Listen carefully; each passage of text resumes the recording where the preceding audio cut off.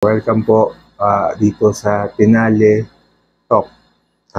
Ang ating topic po natin ay tungkol po doon sa mga matagal nang nawawala daw na sabongero. Ito po yung, hindi ko alam kung ilan to, 20 ba o kung ilan, pero sabi nung alias Totoy, yung whistleblower ay mga 100 daw to. Ako, sa pananaw ko, baka hindi lang po to 100. Yung iba po, hindi lang po makaharap kasi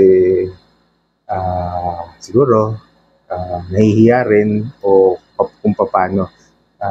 Hindi ko rin po masabi. Sorry po. So, again, ako po ay humihingi ng paumanhin sa mga pamilya, mga mahal sa buhay ng mga nawawalang sabongero na to. Yung iba po kasi dito talagang sumisistema nung mga scheme na pandaraya. Yung iba naman po nayaya lang, narentahan yung van, driver, nahilang alalay, tagabuhat ng mga tagapunas ng ipot ng manok or runner, at kung ano pa man po. So, yun po ang masakit dito kasi yung iba hindi naman talaga gumagawa ng kalokohan. Ang kaso napasama sila doon sa grupo na gumagawa ng kalokohan kasi ang ano po kasi dyan, dead man tells no tales. Yun po kasi yung kasabihan yan. So, hindi ko naman po sinasabing mali yung pagkakawala ng mga sabongero, or hindi ko naman sinasabing tama na mandaya sila. Mahirap pumanig kung saan. Ang akin lang po dito sasabihin ko lang po yung punto ko lang po kung bakit po nangyari to. Ito po kasi time ng pandemic to. Actually, wala talagang sabong. May mga nagsasabong na sa labas, mga tupa-tupada. Lahat po ng sabong doon po ginaganap, doon po sa Santa Cruz, karamihan nung time na yon.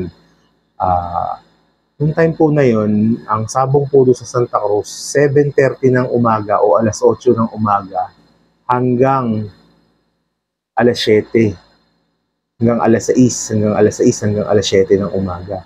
Ang pinakapahinga lang po talaga doon, 30 minutes kasi 7 to 7:30, 7 to 7:30. 7:30, mag-iikot na po ulit yung runner, pero sasalitan po ang mga tao dito ha.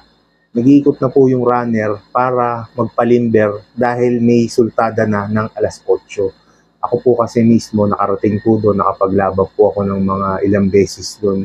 Halos siguro every 2 weeks nandun po ako nung time na yon. So yung sinasabi po nila na ganun, merong alpha, meron po talagang group A, group B, group C, siguro hanggang D. Kasi kung kayo man po, kahit na po ilang libo yung manok nyo, kung maglalabang kayo ng manok, araw-araw, mauubos po yun. Yung tao po ninyo, kahit anong dami ng pera nyo, hindi po kakayanin na maghanda ng manok.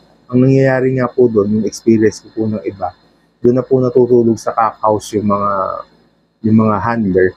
Meron pong ibang taga-kondisyon, nagdadala na lang po ng bagong manok lagi tuwing may laban sila. So, ang kaya po siguro talaga, yung laban po ng mga, kaya po hinati yun, may A, may B, may C. Siyempre po, pagka A, yun po yung alpha talaga. Yun yung pinakakumbaga sa company, yung MANCOM or Management Committee. Doon po nanggagaling yung, kumbaga yun yung mga stockholders talaga. So, syempre, yun yung mga ano. So, yung sinasabi po na ganun nga po na si Boss AA tapos kasama si Gretchen, baka hindi lang po, mas marami pa po, may sinasabi pang engineer, meron pong mga politiko yan, mayor ng Quezon, tapos may mga member po yan na journalist, maraming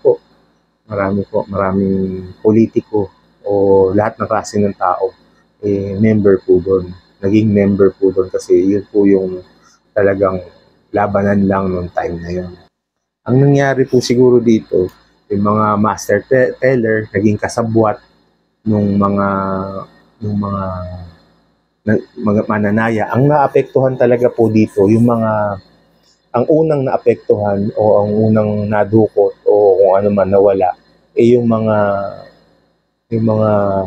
mabilis. Kumbaga, yung mga tauhan, yung mga pawn, yung mga ano po, kasi syempre, yung mga may pera, nag-uutos lang naman po yan. Pero hindi po natin alam, baka meron na rin pong nawawala na financial.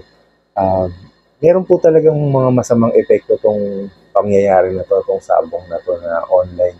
Kasi may kilala rin po ako na maayos na negosyante sa Bulacan, nalulong dito. Ayun, nagpakamatay po.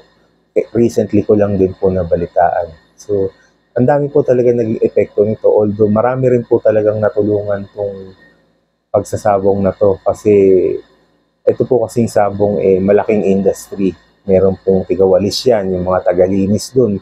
Ang tagalinis po dun sa Santa Cruz, balitaan ko, parang 6 hours lang siya maglilinis. Ang sweldo niya nung time na yun, araw-araw 6 hours na maglilinis.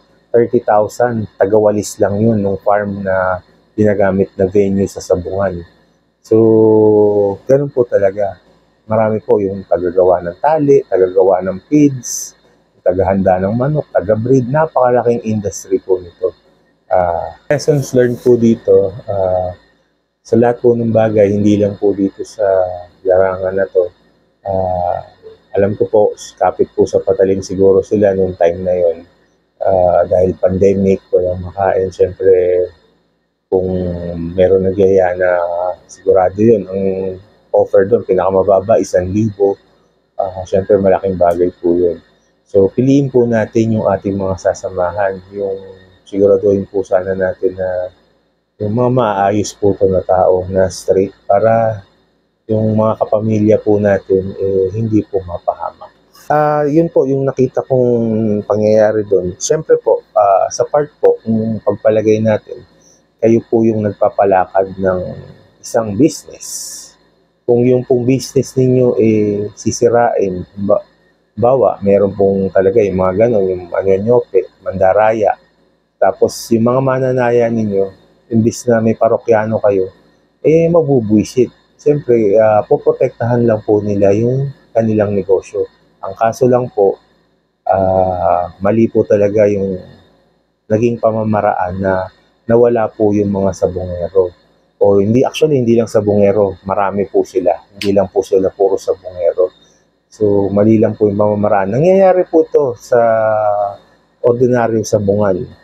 Nakakita po ako dito yung Manionyope, pag nahuli, talagang binubugbog po. Pero after bugbugin, ikinukulong lang po o pinapakulong lang po sa polis. Dito po sa case na to, hindi po ganun nangyari. Hindi ko lang po alam, baka po parang parehas ng martial law na siyempre pagka nagbigay ka ng utos, yun po yung kinasira noong time na yon dahil ang daming dinadaanan, gumagawa na ng sariling desisyon yung nandun sa mga tao sa field. Kaya ganun po siguro yung naging epekto. Pero I doubt po na dun po itatapon yun sa Taal Lake. Baka mas ano po yun, na itapon po siguro sila dun po sa dagat po talaga. Kasi pag sa Taal Lake, mas mabilis pong hanapin dun. Although hindi rin po ganun. At least po kung sa dagat, talagang aanurin yung kung ano man yung itinapon nila ron. May kiramay po ako doon sa mga namatay. Hindi pala namatay, mga nawawala. Pero presumably dead na po yun dahil sa tagal na po nilang nawawala. Yun po. So, parehas pong naapektuhan po yung business ng mga negosyante at yung pong mga nawawala, ganun din po. So, pinoprotektahan lang po nila yung kanilang business. Hindi po ako affiliated kung saan man. Nagsasalita lang po ako ng komento ko lang po tungkol po sa mga bagay-bagay. Maraming salamat po.